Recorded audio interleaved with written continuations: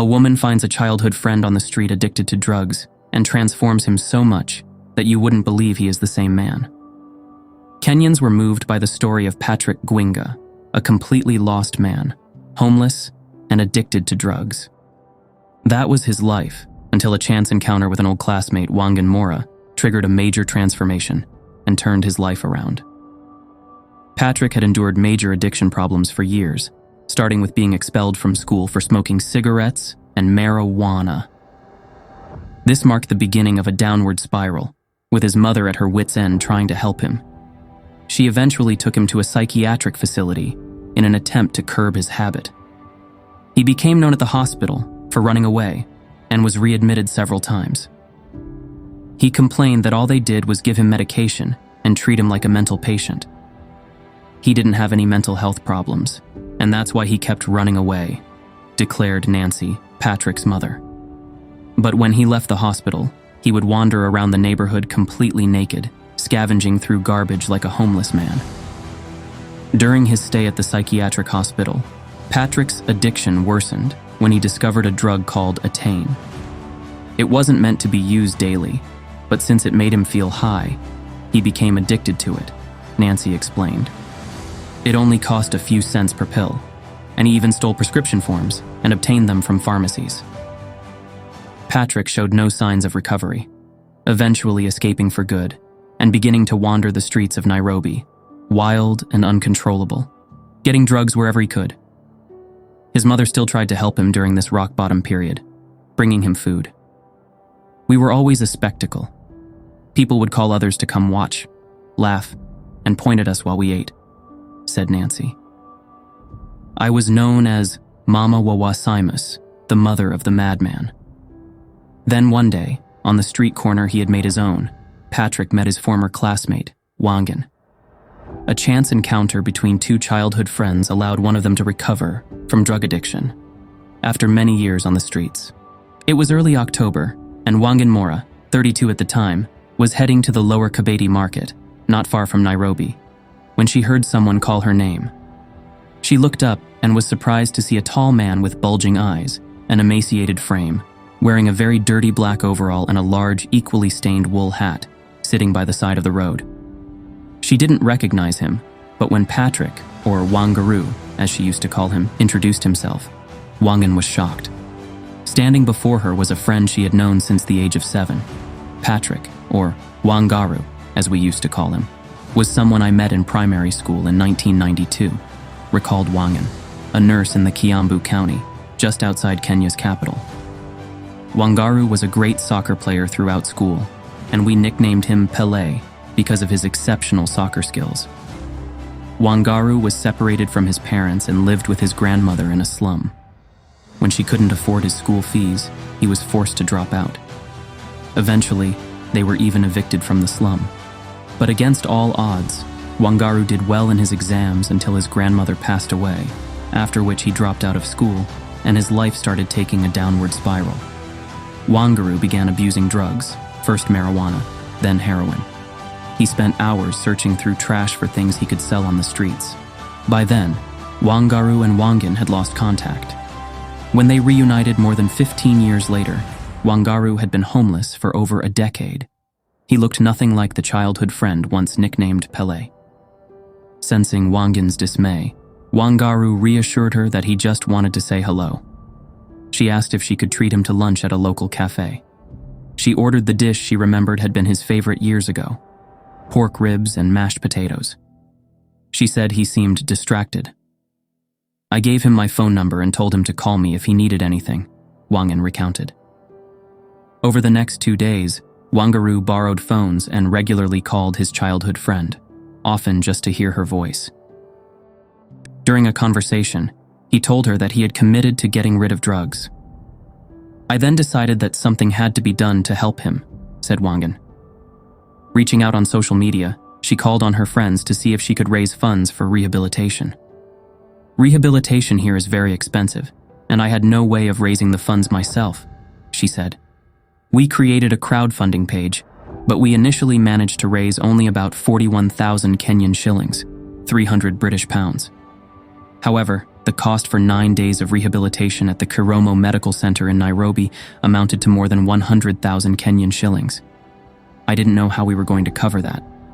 But Wangan had promised to help Patrick, so she still took him to the center, unsure of how they would pay for the treatment.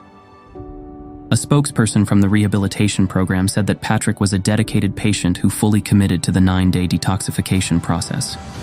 In just a few days, Patrick had gained weight, and his focus had improved. Wangan went on Facebook to express her pride at her friend's transformation in such a short time.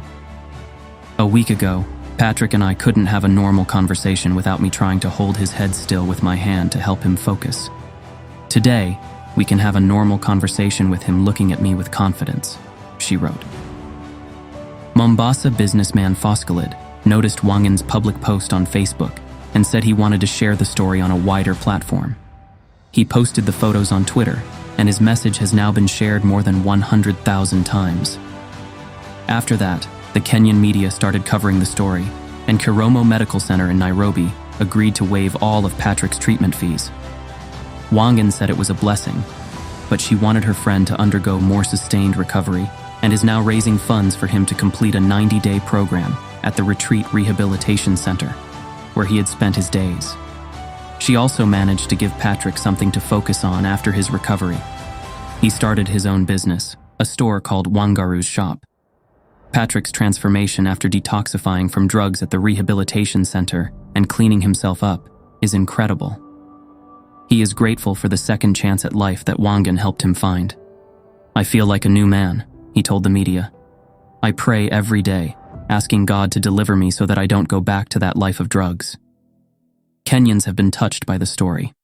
The country has been facing a growing drug problem, especially in Nairobi's slums. But Patrick's story proves that with a little help from good people, it's never too late to turn your life around. Patrick Wangaru was first introduced to Kenyans and others across Africa as a destitute man on the streets of Wangige, surviving on rotten scraps of food and coins tossed from a distance by sympathetic passers-by. The before and after photos of Patrick, who had then undergone 2 weeks of drug detoxification, went viral on social media when they were shared on a group called Mom and Jerry's Stories and were first presented by Tori 1000, who later attracted the attention of local and international media. Wangan's kindness touched the hearts of many Kenyans. Today, Patrick is a changed man. Clean-shaven, dressed in stylish brown khaki pants, a matching shirt, and trendy sneakers, Patrick, who stands about 6 feet tall, is ready to speak to the media for the first time since being rescued from the streets. Although his speech was once hindered by drugs and medication, Patrick now speaks eloquently, switching between English, Swahili, and Kikuyu. According to our findings, he was born on September 15, 1983. He attended Araria Primary School in Kabete and took his KCPE exams in 1998, where he scored 447 points out of 700. He was admitted to Outarius High School, then a provincial school, in 1999. Unfortunately, there is still a significant stigma surrounding drug abuse in Kenya. This may be one of the reasons why the government doesn't offer free detoxification treatment. Rehabilitation programs are very expensive and beyond the reach of many people, not only in Kenya, but across much of Africa. I committed to crowdfunding so that I could support my friend at this time, Wangan said.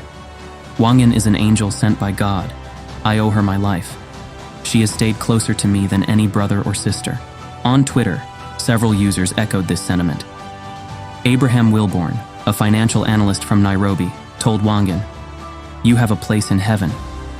Many called her Mshujaa, which means hero in Swahili. People say that I changed Wangaru's life, but he also changed mine, said Wangan. I realize now that a small gesture can change someone's life, she declared. After discovering this story, people from around the world were truly moved and especially impressed by the man's transformation. One person wrote, "He looks so smart and dashing in his pictures." What a transformation. What an inspiring and motivating story for those suffering and for those trying to help people, one day at a time, one person at a time. Another wrote, "What a wonderful story. An incredibly strong woman. Thanks to people like her, and the man who proves that everyone matters and can change things." Yet another commented, "Wow, he looks so good and stylish in the latest images. I can't even imagine how much effort it must have taken to overcome his addiction, but the difference is striking. God bless this good woman." After this heartwarming story, Wangan was once again in the news, but this time Kenyans were rallying to support her as she battled COVID-19 in a hospital in Thika. "I want to give up now. I've done my best. I'm no longer strong enough to keep fighting. I'm at my end. I need to rest from this pain and discomfort." If you like the story, please give a thumbs up to the video.